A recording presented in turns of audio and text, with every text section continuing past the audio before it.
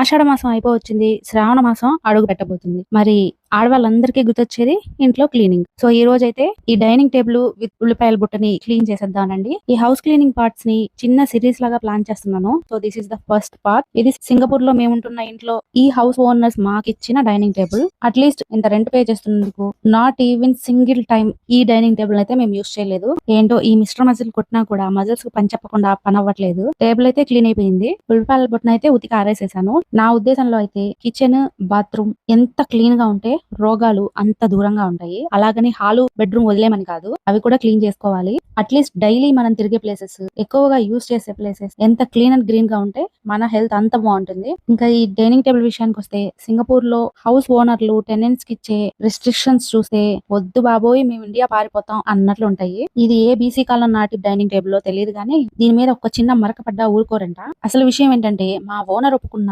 మధ్యలో మీడియేటర్ అసలు ఒప్పుకోవట్లేదు. మాకు అసలు డైనింగ్ టేబుల్ వాడే అలవాటే లేదులేవయ్యా అని చెప్పి మూలన కట్టి ఇలా సర్ది పెట్టేశాను. కొత్త పేపర్ కొండం కూడా వేస్ట్ అని ఆల్రెడీ వాడిన సింగిల్ కార్ట్ కవర్ ని ఇలా చుట్టేశాను. ఈ రోజుకైతే ఈ డైనింగ్ టేబుల్ సెక్షన్ కంప్లీట్ చేసేసాను. నెక్స్ట్ క్లీనింగ్ పార్ట్ లో మళ్ళీ కలుస్తాను. వీడియో నచ్చితే please do like, share, comment and don't forget to subscribe.